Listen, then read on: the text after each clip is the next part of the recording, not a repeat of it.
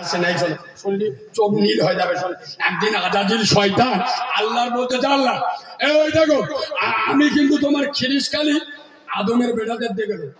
কে বলতেছ? কে? আজাজিল শয়তান গো, শয়তান আল্লাহর বলতেছে আল্লাহ আমি তোমার খিরিসকালির আদমের বেটাদের দেখে নেবো। আমরা কার বেটা? আর আমাদের আদি পিতাকে আদম, তাহলে আমরা আদম সন্তান তো। বলছে আল্লাহ আমি আদমের বেটাদের দেখে নেবো। আল্লাহ যে আদমের জন্য আমার এই অবস্থা, আমি ছিলাম ফেরেশতাদের লিডার, হয়েছে শয়তানের লিডার। তাহলে যে আদমের জন্য আমার এই অবস্থা, আমি ওই আদমের বেটাদের মোড়ে ছাড়বো, এদের নারী নারী লেগে থাকবো, এদের দিয়ে চুরি করাবো, ডাকাতি করাবো, অন্যায় করাবো, খুন করাবো, ধর্ষণ করাবো, বন্দর লোন গ্রুপ লোন খাবো, এদের হারাম খেয়ে ঘাট ধরে জাহান্নাম পর্যন্ত নিয়ে যাবো। আল্লাহ বলতে দে শয়তান, তুই কি আমার সাথে চ্যালেঞ্জ করতিস? চ্যালেঞ্জ কর, চেষ্টা কর দেখ। তা শুনে রে, আমি আল্লাহ কথা দিচ্ছি, আমি আরশের মালিক, হকের হাকিম। শুনে আমার খিরিসকালি আদমের বাজারা, আদমের ছেলেরা, আদমের সন্তানেরা, এরা হাজার গুনাহ করে, লাখ গুনাহ করে, কোটি গুনাহ করে, গুনার সাগরে ডুবে যায়।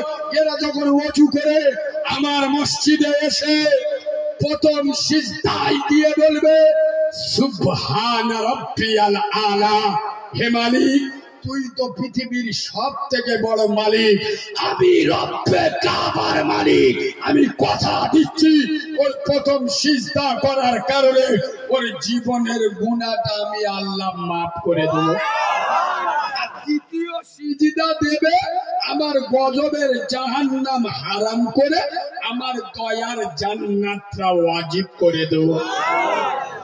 কিন্তু মুসলমানের ছানা সব জায়গায় যাবে, মসজিদে যাবে না। এই তো সামনের অভ্যাস, সবে বরাত ছিল, এরা কথা বলে না। সবে বরাত কি বার ছিল? পুকুর গুলো আল্লাহর কিরে বাবা, এখন গা পা ব্যথা মলম দিচ্ছি। কারণ আমাদের মধ্যরা সবে বরাতের দিন মাগরিবের আযান দিল যাইয়া পরে হাত টান করে খালি লাম মারতে। তার মানে কি সবে বরাত করবে? বুঝতে পারি, বুঝতে পারেনি। মাগরিবের আযান দেবে, হাত টান করে লেবে গেল, এরিয়াল ফেরিয়াল মেকে গা ভাই গেবজে জিবরাইলের ভূত ভাই সেজে একদম ইয়েশার নামাজে ফাঁস কাতারে বসে জিবরাইল এসে চোখ হলুদ হয়ে গেছে। আল্লাহ মানটা কে গো? বুঝতে পারছি। আরে এই না, আজকে তো সবে বরাত, বুঝতে পারি। এবার সবে বরাতের ইবাদত কি গো? এরা কথা বলে না। সবে বরাতের ইবাদত কি? নফল না ফরজ? নফল। এশার নামাজ পড়ে না, ফজরের নামাজ পড়ে না, আর সবে বরাতের রাতে রাত 2:30 বেজে গেছে করিম নামাজ পড়ে পুজো দিচ্ছে। আবার নামাজ পড়তে পড়তে পাশে বাক্কা দেই আছে, নেওয়ার গুঁতো মেরে যে বাক্কা করে ও আবার নামাজ পড়তে পড়তে নামাজ পড়তে পড়তে কথা বলতে আছে। ঠিক বলছি না ভুল বলছি? এইসব কথা চলছে, ওর নামাজ হচ্ছে, সালাম ফিরে বলে ইটির বাড়ি ছাড়বো, তাহলে নামাজ পড়তে পড়তে কথা বল। আমার তো সবাই 90 টাকা হয়েছে, মানে এইটা আমি সেঞ্চুরি মেরে বসে হই। বাবু দেখবেন এইসব মালেরা ভোর 4টে পর্যন্ত ইবাদত করে গেবজে দেয়। সকালে ফজরের নামাজ আল্লাহর কি রে বাপ লুঙ্গি খুলে ঘুমোয়। কিয়ামতে গেছে বলা সে 2024 সালে সবে বরাত করে কুচে দিল। আমার খাতাটা দেখে আল্লাহ ফেরেশতাকে বলে কাজ করুন, খাতাটা দে। খাতা হাতে লে চোখ বুলু হয়ে গেল। আল্লাহর কি বলা ই খাতা আমার না, আল্লাহর কি বুঝলি বেয়াদব কাটা বলছে না, সেই সবে বরাতে একটাও নেকি দেখি কিছু লেখা। আল্লাহ তাই নাকি? বলে হ্যাঁ। কই দেখি হাসতে বুঝতে পেরে যাও খাতা বুঝলে আল্লাহ এ খাতা আমার না। আল্লাহ বলে বাঁদর এই খাতা তোর। সবে বরাত কি হলো? সবে বরাত কি হলো? আল্লাহ বলে বুঝতে পারিনি। তুই সারা রাত ইবাদত করলি, যে সময় আমি আল্লাহ পেমেন্ট দেবো, আগে তোমরা লোকের বাড়ি কাজ করতে গেলে 10টার সময় টাকা দেবে, কথা বলে না, সন্ধ্যাবেলা দেবি না। আল্লাহ বলতে তোরা সারা রাত গামজানি, তা আমি পেমেন্ট দেবো তো ফজরের সময়। আমার ফেরেশতারা তো পেমেন্ট নিয়ে গেছে। তুই সিটিং বাস তো লুঙ্গি খুলে দেখ, ঘরে ঘুমছে, দোকানপাট সব খোলা সালো। না পেমেন্টটা দেবো কার? যে তোর বোন হাতে যদি দি, তোর বোন যদি অস্বীকার করে আমার হাতে দেয়, তা তুই আসিস পাইনি। আমি ঠিক বলছি না ভুল বলছি? আমার কথা একটু রাগ হবে। এবার দুটো পায়ে ধরে বলছি, সবে বরাত করো, সবে বরাত দামিরা, আমি নিষেধ করছি, করো।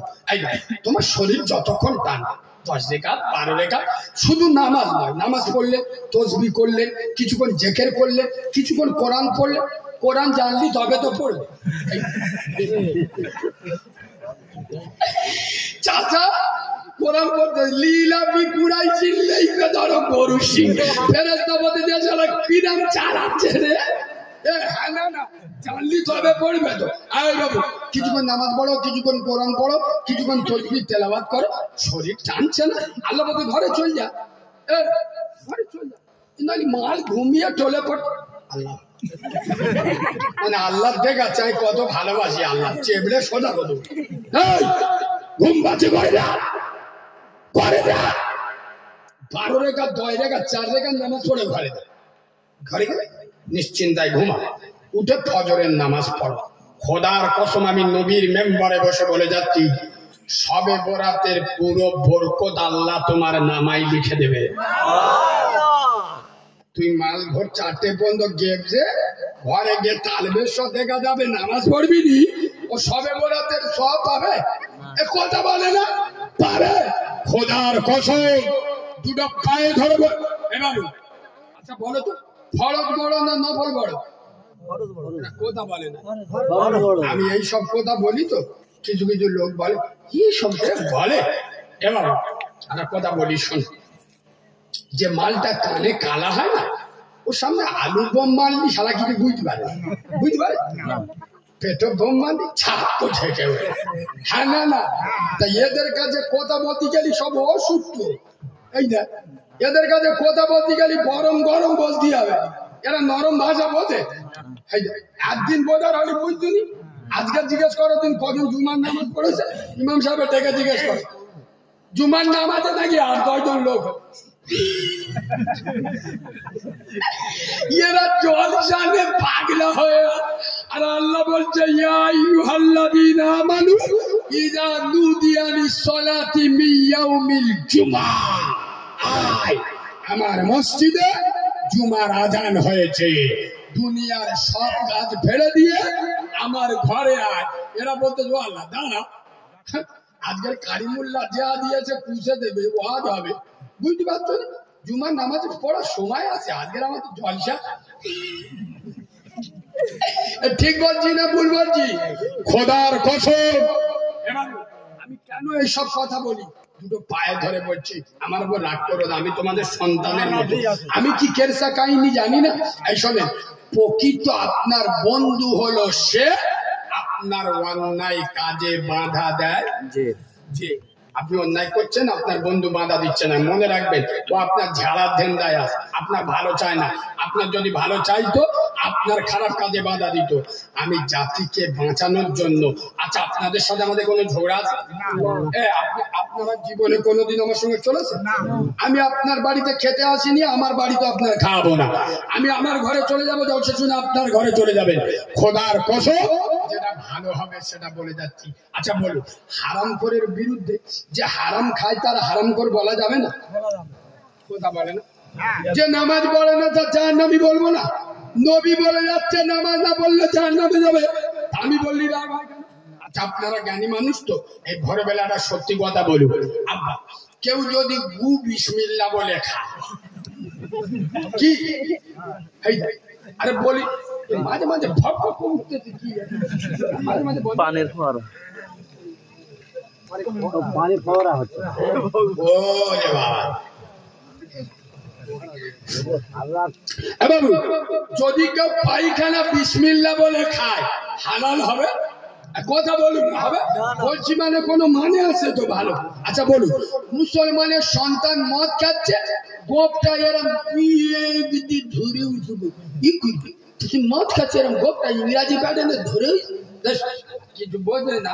মৌলবীরা ওয়াজ করে শুনি, গোপের পানি খাওয়া খাচ্ছে কি খাচ্ছে কি মদ, গোপ উঁচু করে খাচ্ছে কি কাউরার বাচ্চা।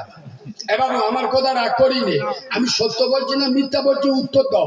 5 ওয়াক্ত নামাজ পড়ে, ওর ঘরে সুদের ব্যবসা চলে না? চাচা হজ করে এসে ওর বাড়িতে বন্দোলন চলে না? চলে না? এই কথাগুলো বললে গায়ে লাগে। আচ্ছা বলুন, হারাম খেয়ে ইবাদত করলে ইবাদত কবুল হবে? কবুল হবে? খোদার কসম দুটো পায়ে ধরে বলে যাচ্ছি, হারামে বরকত নাই, হালালে বরকত আছে। হারাম খাওয়া ছাড়ো, নামাজ পড়ো, আল্লাহর ঘরে যাও। বিশ্ব নবী বলেছেন আফজালু ইবাদাতি ইবাদাতি সালাত, সমস্ত ইবাদতের মাথা হলো। এ বাবু শেষবারে এত নামাজ সহ্য করলেন 1.5 ঘন্টা, আর একটু সহ্য করবেন? সবাই বলুন করবেন? তাহলে একটা বিরাট কড়া কথা বলবো। আমার কথা তোমার মানতে হবে, কিন্তু আমি নবীর মেম্বারে বসে বলছি, আমার কথা মানতে হবে, কিন্তু আমার বলতে দেন। বলতে দেবেন? বাবু হারামটা হারাম বলবো না? বলবো নি? তবে এইটা বলার আগে আমি নবীর মেম্বারে আর একটা সত্যি কথা বলবো। বলবো এখন জলসা দিলে আমি নবীর মেম্বারে বলে বলছি, জলসায় কোনো লাভ হয় না, লাভের তো ক্ষতি বেশি। এই নবীর মেম্বারে বসে বলে যাচ্ছি, ওই মেলা বসে এই দেখো গিয়ে দেখবে শুধু মর্দরা ধেন্দাই ঘুরতে, কে কার গায়ে হাত দেবে, কে কার পেটে হাত বুলোবে। আমার ভাষা বন্দুকের গুলির মতো যাচ্ছে। খোদার কসম নবীর মেম্বারে বসে বলছি, আমার কথা একটা মিথ্যা প্রমাণ করুন, এখান থেকে লেবে চলে যাবে। এই ঠিক বলছি না ভুল বলছি? জেনা হচ্ছে ওখানে, জেনার গুনাহ হবে।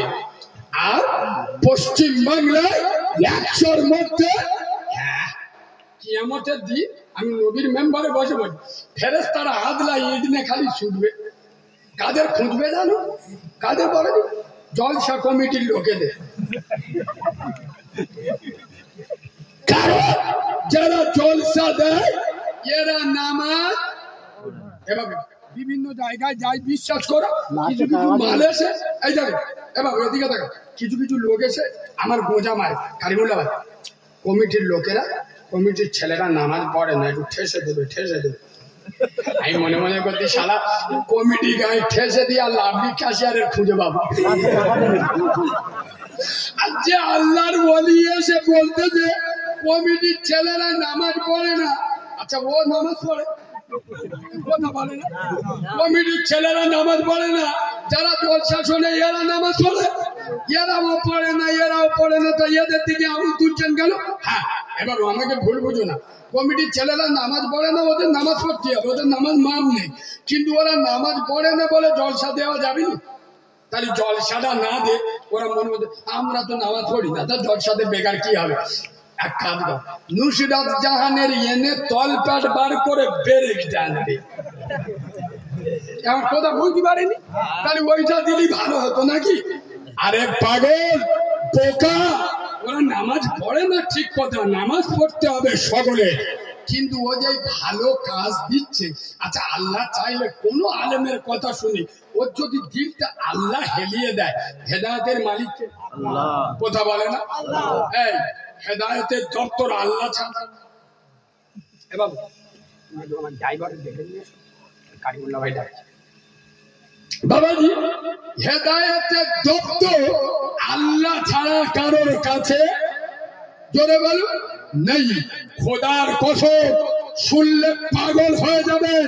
রসুলের চাচা আমির হামজা কলিজারা যে চিবিয়ে চিবিয়ে খেয়েছিল, সেই হেন্দা কলেমা পড়েছিল।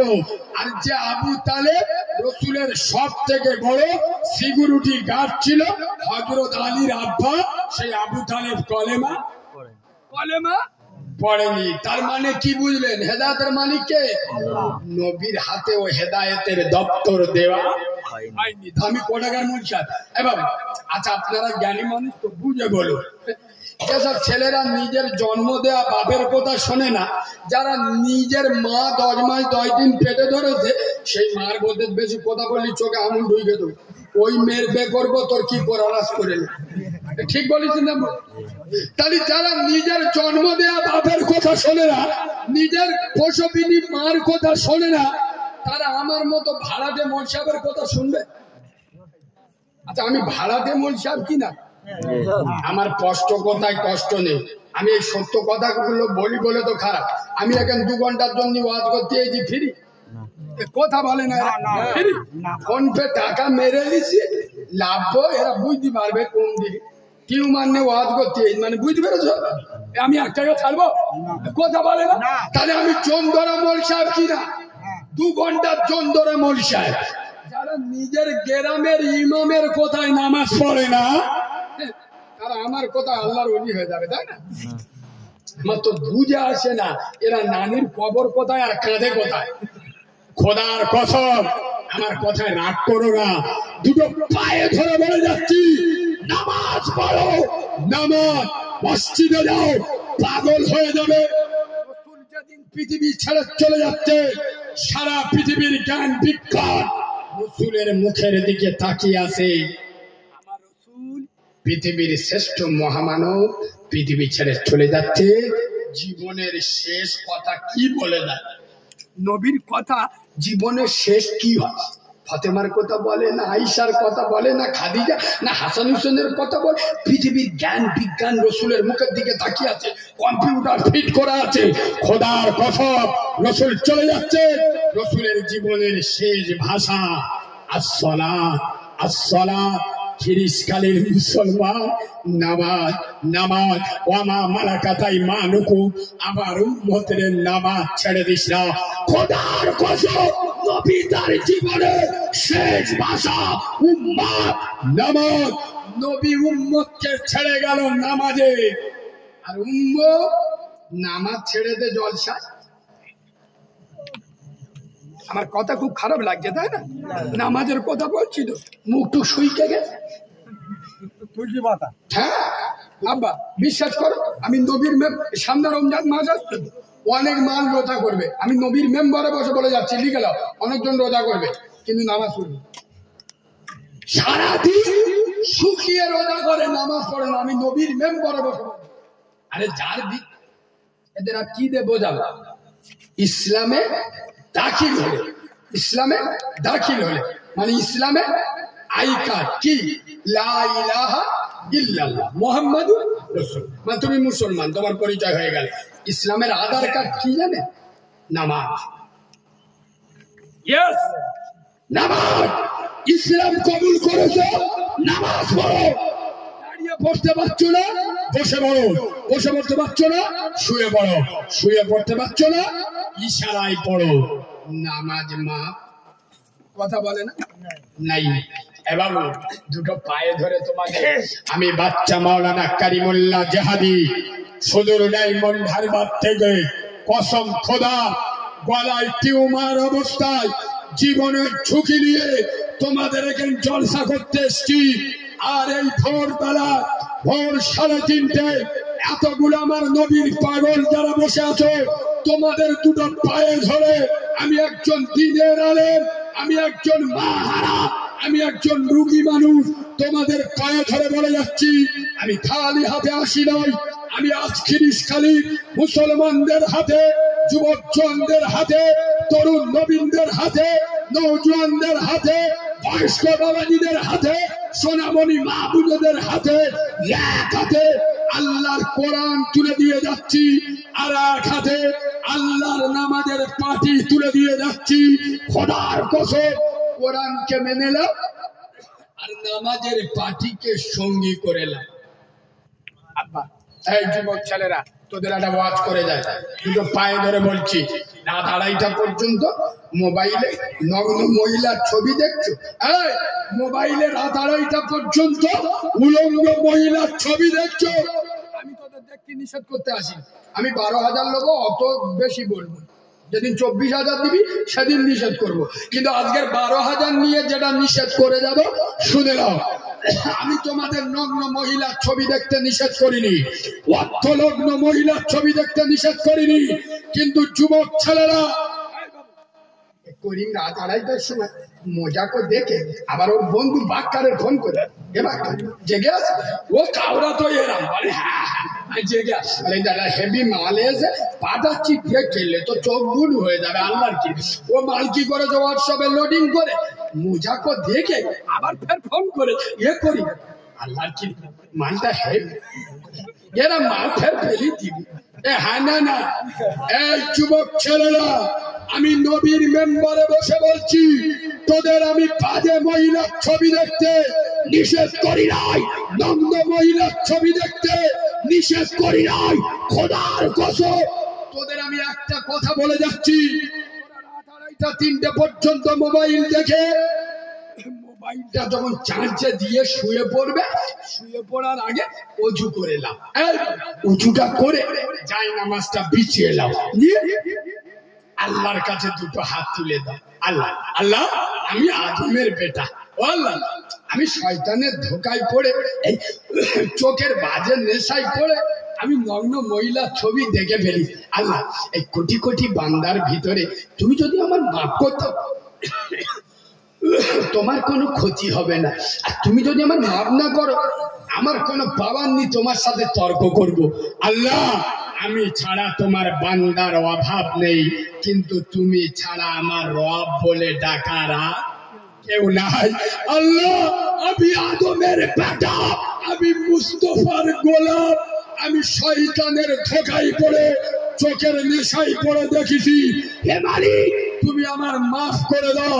এই খিরিসখালীর যুবকেরা আমি নবীর মেম্বারে বসে বলে যাচ্ছি তুমি এতটুকুই মাফ চাও, খোদার কসম তোমার চোখ বন্ধ হওয়ার আগে তার নাম রহিম, সুবহানাল্লাহ বলো।